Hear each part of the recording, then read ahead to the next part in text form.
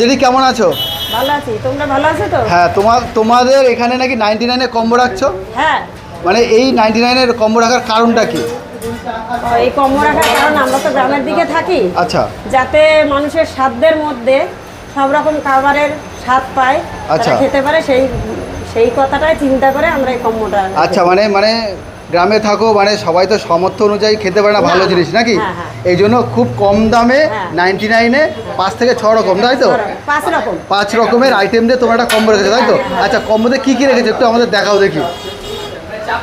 কম্বোতে রেখেছি বিরিয়ানি। আচ্ছা, biryani, chicken cutlet, chowmein, Mughlai আর জল, তাই তো? আচ্ছা, মোগলাই ক পিস এখানে? 4 পিস, তাই তো?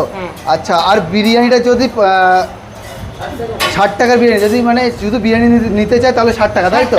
আচ্ছা, আর এই কম্বোটা যদি নিতে চায় তাহলে 99, তাই তো? 99 টাকা। 99 টাকা। আচ্ছা, কতদিন